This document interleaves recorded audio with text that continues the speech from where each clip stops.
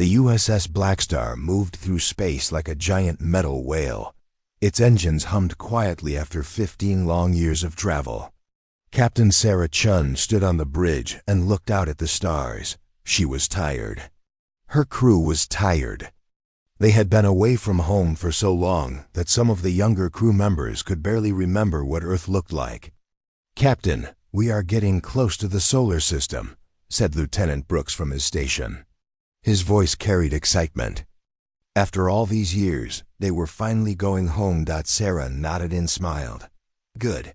Send a message to Earth Command. Tell them the Blackstar is coming home." The ship had been sent to explore the Andromeda sector 15 years ago. It was humanity's most advanced vessel at the time. They had found new worlds, new life forms, and collected more data than any previous mission. The crew of 200 people had done their job well. Now they wanted to go home, see their families, and rest. Chief Engineer Rodriguez walked onto the bridge. He was a big man with gray hair and kind eyes. "Captain, all systems are running perfectly. The quantum drive is working better than ever. It's strange, but the ship seems to have improved during our journey." Sarah looked at him with interest. "What do you mean?" Rodriguez scratched his head. "The AI systems have been learning and growing. The weapon systems have been upgrading themselves. Even the hull seems stronger than when we left. It's like the ship has been evolving." "That's impossible," said Lieutenant Brooks. "Maybe," Rodriguez said. "But I've been working with machines for 30 years. This ship is different now, better." Sarah was about to ask more questions when the communications officer, Ensign Park, suddenly looked up from her station. Her face was pale. "Captain, I'm picking up something strange. There are radio signals coming from the inner solar system, but they're not normal communications." "What kind of signals?" Sarah asked. "Distress calls, battle reports, and something else. The signals are old. Some of them are weeks old, some are months old." Sarah felt a cold feeling in her stomach. "Put them on speaker." The bridge filled with static, then voices. Human voices, but they sounded desperate and afraid. "This is Colony Ship New Hope. We are under attack. Unknown alien vessels. They have superior weapons. We cannot escape. Please, if anyone receives this, tell our families we tried to fight." The message ended in static. Another voice came through. "Earth Command to all vessels. The Zephyrian fleet has destroyed the colony at Proxima Centauri. All civilian ships must evacuate immediately. This is not a drill." More voices followed. Battle reports, evacuation orders, lists of destroyed colonies.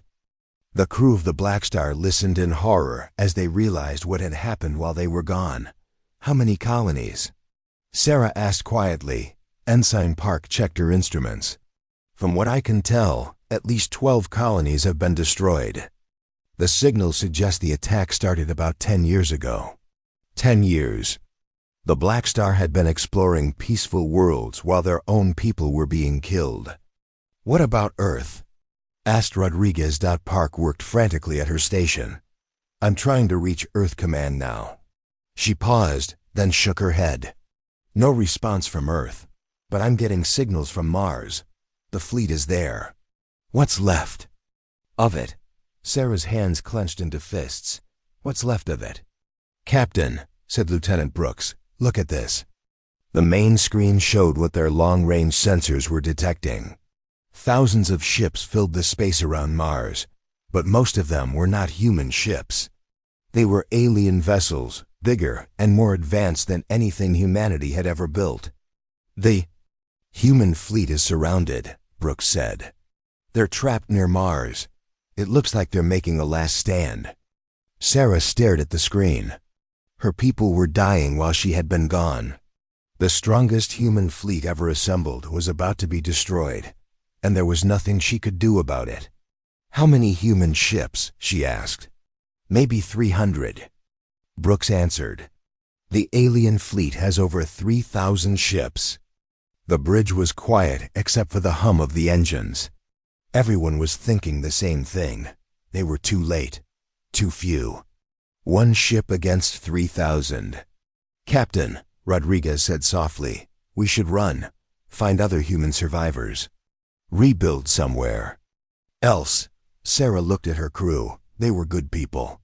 They had families waiting for them, if those families were still alive.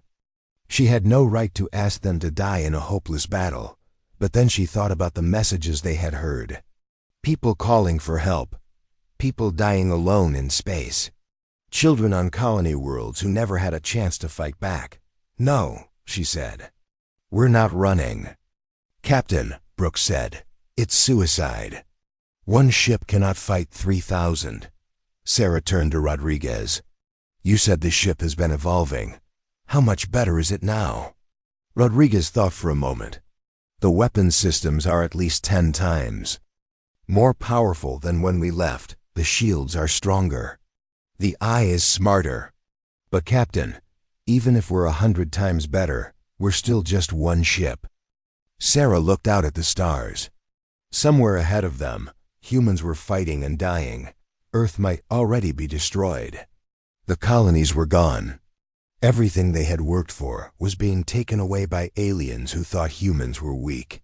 "Maybe. We're just one ship," she said. "But we're not just any ship. We're the Blackstar. And we're going to show these aliens what humans can do when we're angry." She turned to her crew. "All hands, battle stations. We're going to war." The Blackstar moved closer to Mars like a ghost in the darkness. Captain Chen had ordered the stealth systems activated. The ship was invisible to enemy sensors, but the crew could see everything happening in the battle zone. "My God," whispered Lieutenant Brooks as he stared at his screen. "There are so many of them."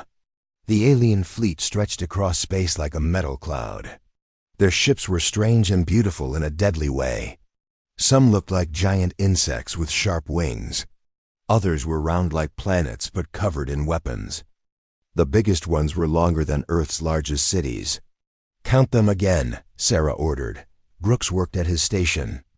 3,012 alien ships, Captain. The human fleet has 294 ships left. Sarah watched the battle on the main screen. Human ships were fighting bravely, but they were losing. Every few minutes, another human vessel exploded in a ball of fire. The aliens barely seemed to notice when they lost a ship. "Communications, can you break into their signals?" Sarah asked. Ensign Park nodded. "Yes, Captain. The aliens are not trying to hide their messages. I think they believe they have already won. Let me hear what they're saying." Strange sounds filled the bridge. The alien language was like music mixed with the sound of breaking glass. Then Park's computer translated the words into English. "The pest species continues to resist. This is amusing but pointless. Their weapons are toys compared to ours." Another alien voice answered. "Should we offer them surrender?" "No, the High Command has decided. This species is too dangerous to live. They spread too fast and fight too hard. We will destroy them all and take their worlds." Sarah felt anger burning in her chest. Pest species. That's what they called humans. The alien voices continued. "How many of their worlds have we cleansed? 12 colonies are gone. Earth will be next. Our bombardment ships are already moving into position. Good. Once Earth is destroyed, the pest species will have no home. The survivors will die slowly in space." Sarah turned off the communication feed. Her crew looked shocked and angry. These aliens were not just conquering human space. They planned to kill every human being in the galaxy. "Rodriguez, I need a full report on our weapons," Sarah said. Chief Engineer pulled up data on his tablet. "Captain, I've been running tests while we traveled. The quantum fracture cannons are incredible now. They can tear through any known armor. The adaptive AI has learned to predict enemy movements. And we have something new." "What do you mean, new?" Rodriguez looked excited and scared at the same time. "The ship's computer has been designing new weapons during our journey. It created something called cascade torpedoes. I don't fully understand how they work, but the computer says one torpedo can destroy multiple ships. How is that possible? The torpedoes create a chain reaction. When one ship explodes, the energy jumps to nearby ships and destroys them too. It's like dominoes falling down. Sarah stared at him. How many ships could one torpedo destroy? The computer estimates between 50 and 200, depending on how close they are to each other. Lieutenant Brooks turned around. Captain, that's impossible. No weapon can do that. Rodriguez shrugged. I thought so too. But this ship has been learning and growing for 15 years. It's not the same ship we left Earth with. Sarah looked at the battle again. Human ships were still dying. Time was running out. What about their weapons? She asked. They use energy beams and kinetic bombardment, Rodriguez said. Basically, they shoot lightning and throw rocks very fast. Their weapons are powerful. But they're simple. Can our shields stop them? Easily. Our shields have adapted to energy weapons. The kinetic weapons would bounce off our hull like raindrops. Sarah felt a strange mix of hope and fear. If Rodriguez was right, the Blackstar was far more advanced than any ship in the battle. But was it enough? Park, can you hack into the alien computer systems? Ensign Park worked at her station. I'm trying, Captain. Their systems are different from ours, but our AI's learning their language. Give me a few minutes. Sarah watched as human ships continued to fall. Each explosion meant hundreds of people were dead. Fathers, mothers, children. People who had never hurt anyone. I'm in, Park said suddenly. Captain, I can see their fleet organization. They have 3 command ships controlling everything. If we destroy those, the rest of their fleet will be confused. What else can you see? Park's face went pale. Captain, they have bombardment ships heading for Earth right now. Giant ships designed to destroy planets. Earth has maybe 6 hours before they arrive. Sarah closed her eyes. 6 hours. Not enough time to warn Earth or evacuate anyone. There's more, Park continued. I found their communication logs. They've been planning this war for 50 years. They've been watching human colonies, learning about our weapons, waiting for the right time to attack. Why now? Sarah asked. Because they were afraid. Afraid that if they waited longer, humans would become too strong to defeat. They say humans learn too fast and fight too hard. They wanted to destroy us before we became a real threat. Rodriguez laughed bitterly. Too late for that. Sarah looked at her crew. They were tired, scared, and angry. But they were still ready to fight. Lieutenant Brooks, scan their fleet. Find the weakest points. Yes, Captain. Rodriguez, prepare all weapons. I want everything ready. Understood. Park, can you turn their own weapons against them? Park smiled for the first time in hours. I think so, Captain. Their computer systems are not as smart as ours. Sarah stood up and looked at the alien fleet. 3,000 ships that had destroyed 12 human worlds. Ships that plan to kill every human in the galaxy. They think we're pests, she said quietly. Let's show them what pests can do when they're angry. Captain Sarah Chun stood in the middle of the bridge and looked at her crew. 200 people had followed her into deep space 15 years ago. Now they were the only thing standing between humanity and total destruction. I'm calling a crew meeting, she announced. All department heads to the conference room in 10 minutes. The conference room felt small with 12 people crowded inside. These were her best officers, people she had trusted with her life for 15 years. Now she was asking them to trust her with something much bigger. You all know the situation, Sarah began. Earth has 6 hours before the bombardment fleet arrives. The human fleet at Mars will be destroyed in maybe 2 hours. After that, humanity will be extinct. Chief Medical Officer Watson spoke first. Captain, with respect, what can we do? We're one ship against 3,000. Rodriguez, tell them what you told me about our weapons. The chief engineer stood up. Our ship is not the same ship that left Earth. The quantum drive has been learning and improving for 15 years. Our weapons are at least 10 times more powerful than when we left. Maybe more. 10 times more powerful than what? Asked Science Officer Kim. More powerful than the entire human fleet combined, Rodriguez said quietly. The room went silent. Everyone stared at him. That's impossible, said Security Chief Martinez. Rodriguez pulled out his tablet and showed them the data. The quantum fracture cannons can cut through anything. The adaptive AI can control every weapon system at once.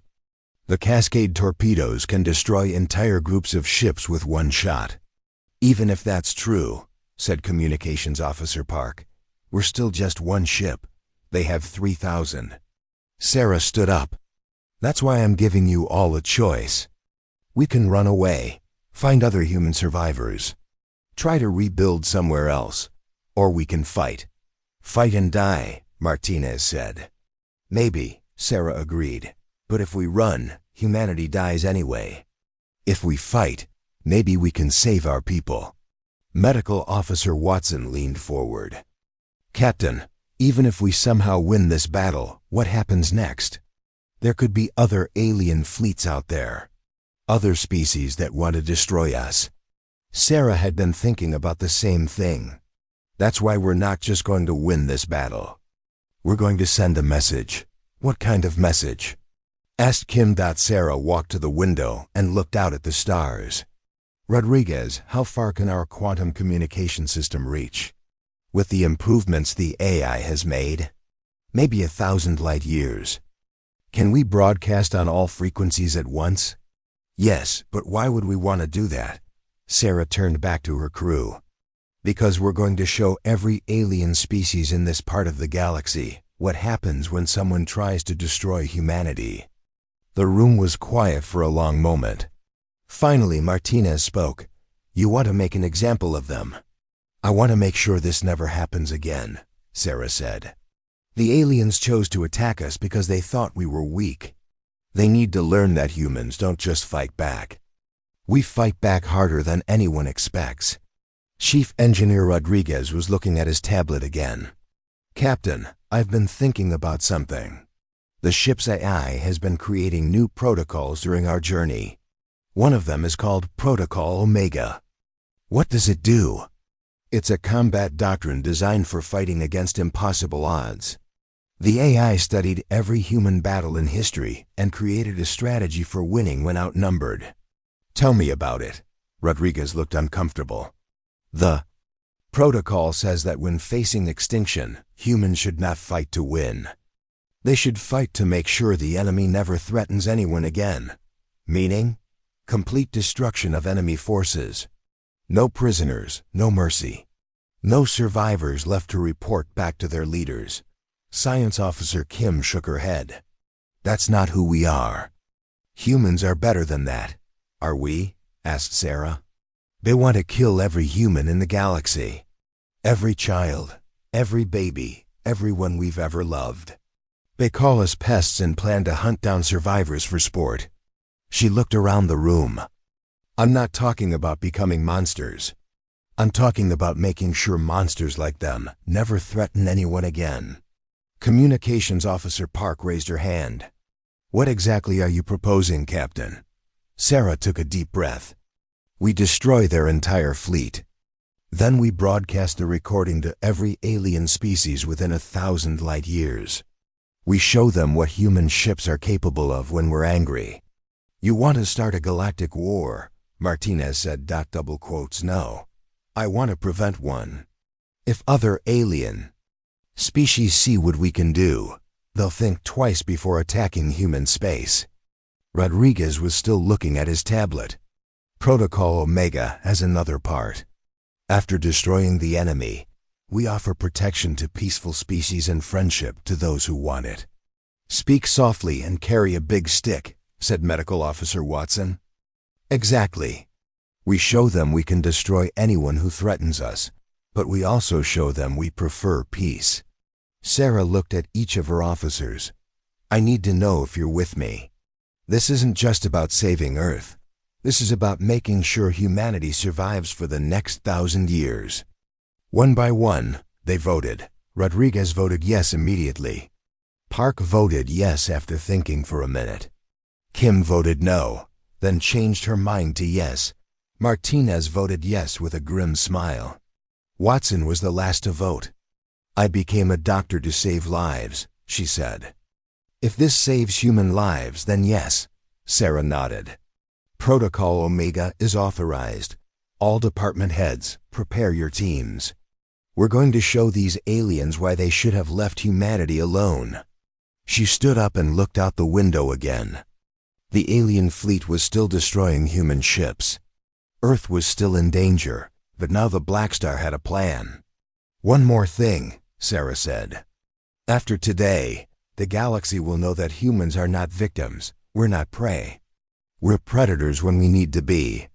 She turned back to her crew. Let's go save our species. The USS Blackstar dropped out of stealth mode directly in the center of the alien fleet. 3,000 enemy ships surrounded the lone human vessel like wolves around a rabbit. But this rabbit had teeth. All weapons ready, Captain, reported Rodriguez from his station. Communication array broadcasting on all frequencies, added Park. Every alien species within 1,000 light years will see this. Captain Sarah Chun sat in her command chair and looked at the massive alien ships around them.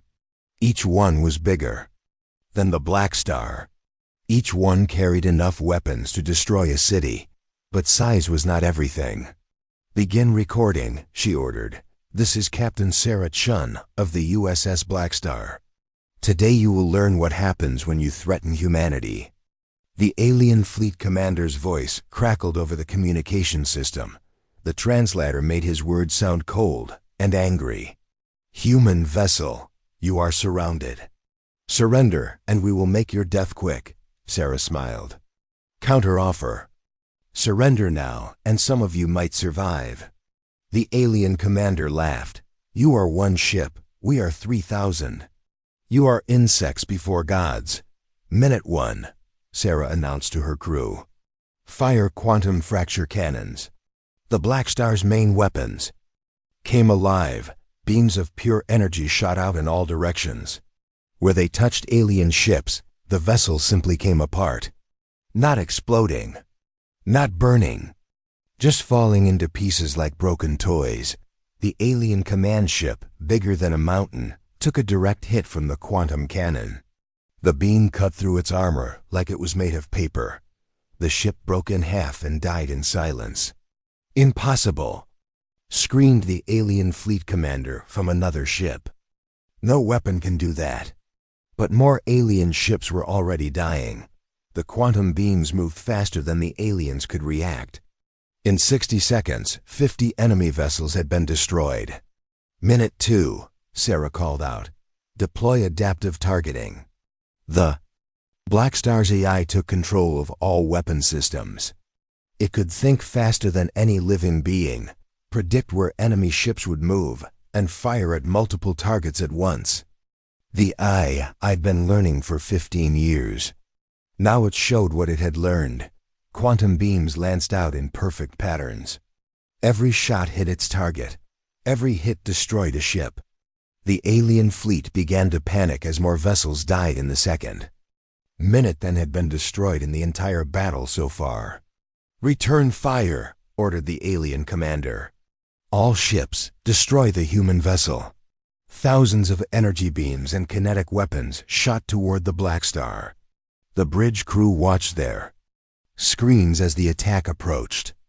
Shields holding at full strength, reported Rodriguez.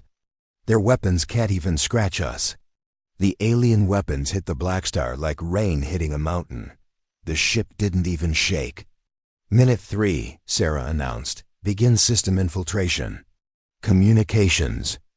Officer Park had been busy while the weapons fired. Her fingers danced over her controls as the Blackstar's AI invaded alien computer systems. The enemy had strong firewalls, but the human AI was stronger. I'm in their networks, Park reported. taking control of their weapons now. Across the alien fleet, ships began firing on each other. Alien commanders screamed in confusion as their own weapons turned against them. Friend fired on friend as the Blackstar's AI puppeted their systems. "How are they doing this?" demanded an alien captain. "Their AI is more advanced than ours," came the terrified reply. "It's learning our systems faster than we can defend them." By the end of minute 3, the alien fleet was in chaos. Ships were destroying each other while the Blackstar picked off survivors with its quantum cannons.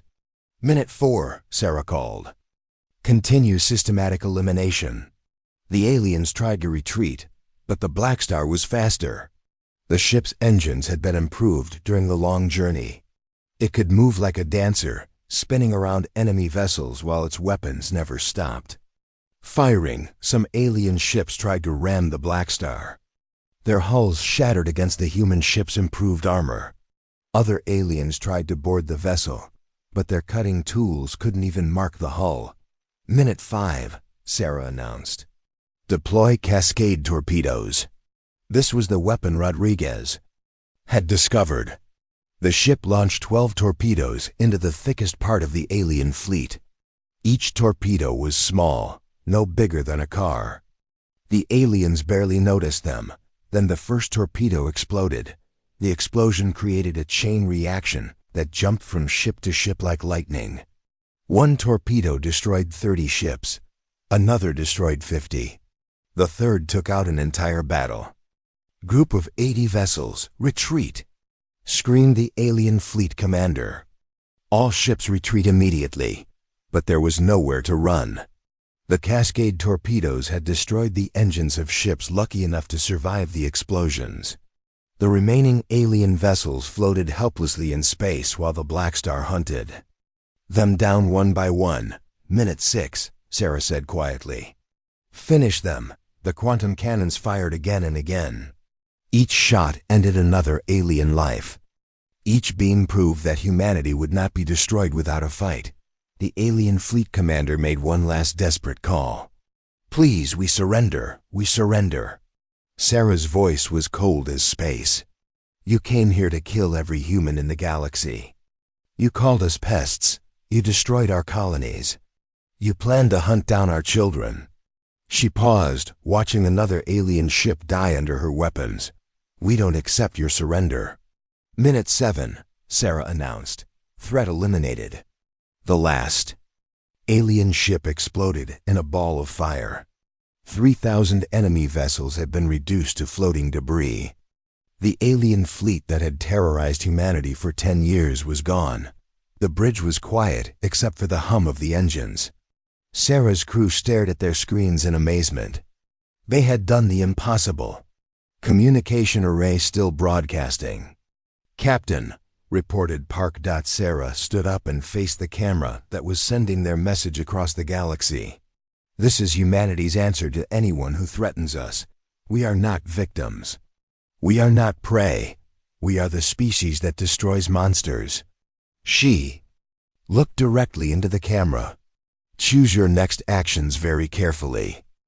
3 hours after the battle, space around Mars was filled with floating debris from 3,000 alien ships.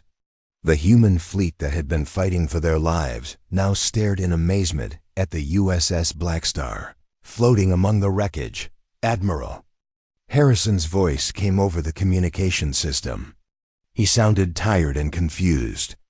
"Blackstar, this is Admiral Harrison of the Earth Defense Fleet.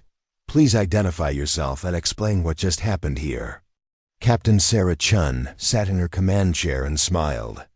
"Admiral, this is Captain Sarah Chun. We've been away for 15 years. Sorry we're late to the party." "Chun? Sarah Chun? We thought you were dead. Your mission was supposed to last 10 years. We found more than we expected out there. The ship learned and grew. We came back stronger." Sarah looked at her crew. They were exhausted but proud. In 7 minutes they had saved humanity and changed the balance of power in the galaxy. "Admiral, what's the status of Earth?" "Earth is safe." The bombardment fleet turned around and ran when they detected your battle. Captain, how did you destroy an entire fleet by yourself? We'll explain later. Right now we need to talk about what happens next. Communications Officer Park looked up from her station. Captain, we're receiving messages from all over the galaxy. The quantum broadcast worked. Everyone saw what we did. What kind of messages? Park read from her screen. Surrender offers from 12 different species. Trade agreements from 6 others. 3 species are asking for protection from their enemies. And 15 species are promising they will never enter human space. Sarah nodded. It was working exactly as planned. Fear was a powerful teacher. Any threats? No, Captain. Everyone is being very polite. Chief Engineer Rodriguez walked onto the bridge with a big smile. Captain, I've been analyzing the alien ship wreckage. Their technology is actually pretty basic compared to what we have now. No wonder they couldn't hurt us. How basic? Think of it this way. They brought swords to a gunfight. Their energy weapons are maybe 50 years behind ours. Their computers are like toys compared to our AI. Science Officer Kim joined them. Captain, I've been studying the quantum broadcast data. Our message reached 47 different species. Most of them have never heard of humans before. What are they saying about us? Kim looked at her tablet. They're calling us the silent builders because we developed advanced technology without anyone noticing. Some are calling us the sudden storm because we appeared out of nowhere and changed everything. Sarah liked both names, but she had a different idea about what humans should be called. Admiral Harrison's voice came over the communication system again. Captain Chun, Earth Command wants to speak with you immediately. The President is waiting. Patch him through. The main screen showed the face of President Martinez. He looked older than Sarah remembered, with gray hair and tired eyes. The war had been hard on everyone. Captain Chun, on behalf of humanity, thank you. You saved our species today. Just doing our job, Mr. President. I need to understand what happened. Our scientists say what you did should be impossible. How does one ship defeat 1,000? Sarah stood up. Mr. President, we left Earth 15 years ago with humanity's most advanced ship. We came back with something much more. The Blackstar has evolved. It's not just a ship anymore. It's a guardian. A guardian? Yes, sir. The galaxy is full of predators. Species that destroy. Others for fun or profit. Today we proved that humans are not prey. We're the predators now. President Martinez was quiet for a moment. What do you need from us? Nothing, Mr. President, but I have recommendations for what humanity should do next. I'm listening.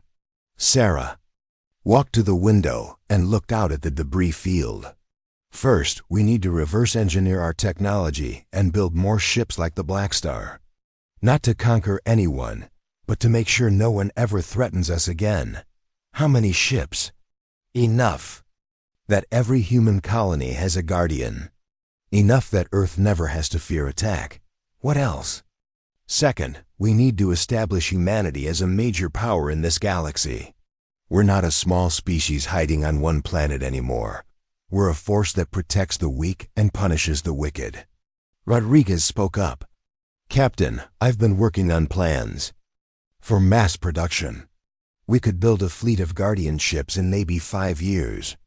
Third, Sarah continued, we need to make friends with peaceful species and eliminate threats before they become dangerous. The Zephyrian hegemony was planning this war for 50 years. We can't let that happen again. Park looked up from her station. Captain, we're getting a message from the Centauri Alliance. They're a group of peaceful species. They want to meet with human representatives. Are they asking for protection? Yes, and offering trade agreements. They say they've been waiting for someone strong enough to stand up to the aggressive species. Sarah smiled. It was beginning already. Peaceful species saw humanity as protectors. Aggressive species saw them as a threat to avoid. President Martinez spoke again. "Captain, what are your orders for the Blackstar?"